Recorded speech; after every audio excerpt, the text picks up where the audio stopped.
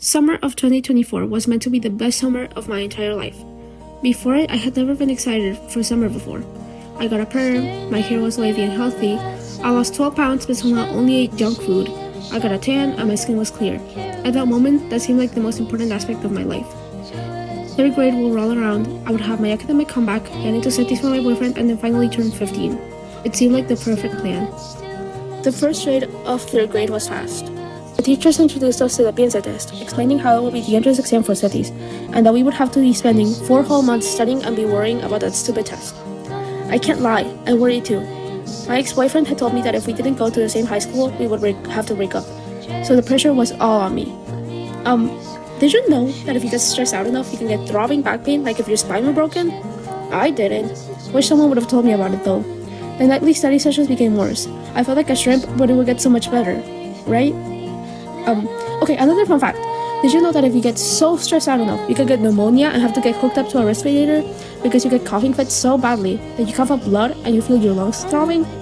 I didn't either. So it didn't matter. Nothing mattered. Because the day of the test came up, I completed it and I was left. I was finally free. I just had to wait for the call of getting my 70% scholarship and then I would be able to get into cities. Winter of 2024. I didn't expect to see my grandma like that. After her surgery, she had gotten so weak that she needed a wheelchair to walk. But I didn't mind pushing her around. After all, it would probably only be a little while until she got better. I ended up going shopping a lot in Las Vegas, with the immigrant side of my family, my recently migrated aunt and my other visiting family. I lost the 12 pounds again, and everything was gonna get better. My SETI phone call would arrive soon, and they would all be fixed. No more back pain, no other school, just normal pains. I don't remember much about how it happened, but I lost 2 close friends. I think they stopped liking me, but I don't remember the details. Then I lost even more friends. I didn't understand what was happening, but it was okay. I moved on. Eventually, I would get that phone call and everything would be fixed. 2025. So, SETIs only gave me a 50% scholarship. I cried for days. I had nightmares for like 2 weeks about it. I really believed that it was the end of the world. I thought nothing else could be worse, but one day I woke up and my mom was gone.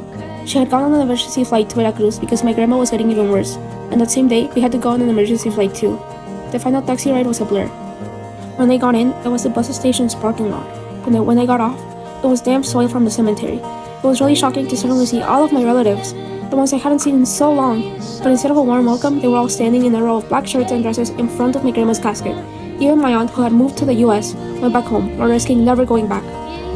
When we got back home, I gained like 10 pounds because I couldn't stop eating so much food. I kept eating, trying to forget about my grandma, but nothing really worked for me. So, I entered swimming lessons, and it's actually my favorite sport now. It started helping me a lot with my mental health. Then I started dieting, which was amazing because I lost 12 pounds again. I got a perm, but I didn't like it. I broke up with my ex, but it's a good thing, don't worry, we're friends now. And my perm is gone again. Kind of. I've been spending a lot of time with my sister and my mom.